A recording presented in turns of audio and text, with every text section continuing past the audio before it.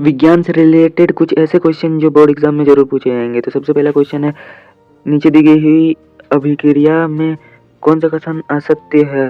तो पहला बोल रहा है शीशा अपचयित हो रहा है, कार्बन डाइऑक्साइड उपचयित हो रहा है, कार्बन उपचयित हो रहा है, लेड ऑक्साइड उपचयित हो रहा है। तो ये और ये कथन तो सत्य है, तो ए और बी कथन हो जाएगा इसका गलत। तो इसका ऑप्शन नंबर ए सही हो जाएगा। दूसरे क्वेश्चन की ओर चलते हैं। बोल रहा है ऊपर दी गई अभिक्रिया किस प्रकार की है? तो Fe2O3 plus 2Al Al2O3 plus Fe। ये हम लोग जानते हैं थर्मिट अभिक्रिया है और एक प्रकार से विस्थापन अभिक्रिया भी है। ये अधिक अभिक्रियाशील तत्व है जो Fe को हटा दिया Al2, इसीलिए इसको बोलते हैं विस्थापन अभिक्रिया। तीसरा नंबर क्वेश्चन बोल रहा है कौन सा भौतिक परिवर्तन नहीं है? तो इसमें द्रवित पेट्रोलियम गैस का दहन, एक बार किसी चीज को अगर हम लोग जला देंगे तो उसको वापस प्राप्त नहीं किया जा सकता है। 4 नंबर क्वेश्चन बोल रहा है निम्नलिखित में से कौन से प्रक्रम में रासायनिक अभिक्रिया होती है? तो रासायनिक अभिक्रिया कौन सा प्रक्रम में होता है? उच्च ताप पर वायु की उपस्थिति में कॉपर की तार को गर्म करना, इसमें रासायनिक अभिक्रिया हो रही है। 5वीं क्वेश्चन की ओर बढ़ते हैं।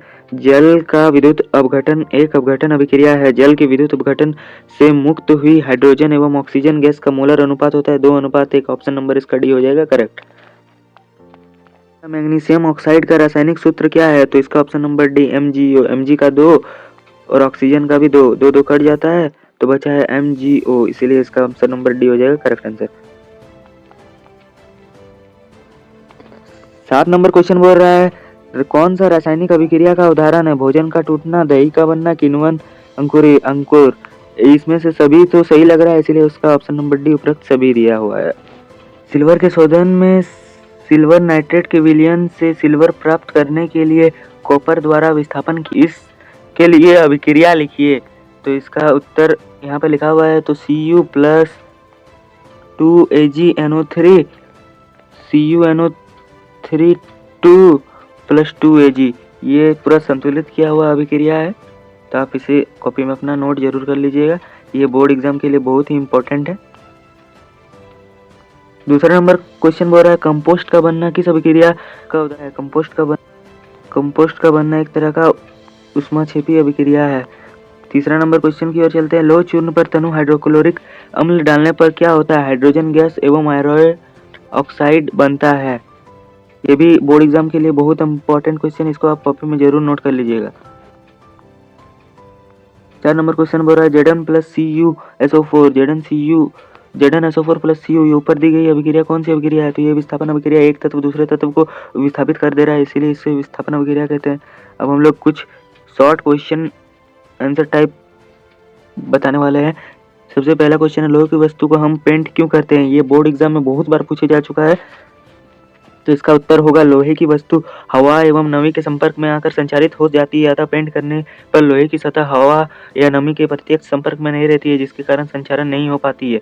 तो जैसे ये लोहा का वस्तु, इसके ऊपर हम लोग तेल लगाकर पेंट कर सकते हैं, ग्रीस लगा सकते हैं, जिंक की परत चढ़ा सकते हैं। दूसरा नंबर क्वेश्चन बोल रहा है तेल एवं वसायुक्त खाद्य पदार्थ को नाइट्रोजन से प्रभावित क्यों किया जाता है? तो आपको पता है नाइट्रोजन एक प्रतिऑक्सीकारक है जो इन पदार्थों को उपचयित ऑक्सीकृत होने नहीं देता है, अतः तेल एवं वसायुक्त खाद्य पदार्थ की विकृत गंधिता नहीं हो पाती है। इस तरह वसायुक्त पदार्थ खराब नहीं होते हैं, इसी कारण इसे नाइट्रोजन से प्रवाहित करके रखा जाता है ताकि ये बचे रह सके।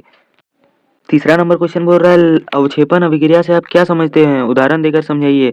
तो अवक्षेपण अभिक्रिया एक ऐसी अभिक्रिया है जिसमें अविलेय लवण बनता है, मतलब एक लवण बनता है तथा एक अवक्षेपण अभिक्रिया कहते हैं। इसका उदाहरण हो जाएगा सबसे अच्छा उदाहरण सिल्वर नाइट्रेट और सोडियम क्लोराइड। तो बनता है सिल्वर क्लोराइड और सोडियम नाइट्रेट।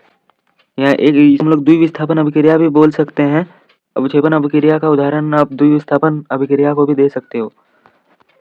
4 नंबर क्वेश्चन बोल रहा है जिंक तनु हाइड्रोक्लोरिक अम्ल के साथ अभिक्रिया कर हाइड्रोजन गैस मुक्त करता है जबकि कॉपर नहीं। समझाइए।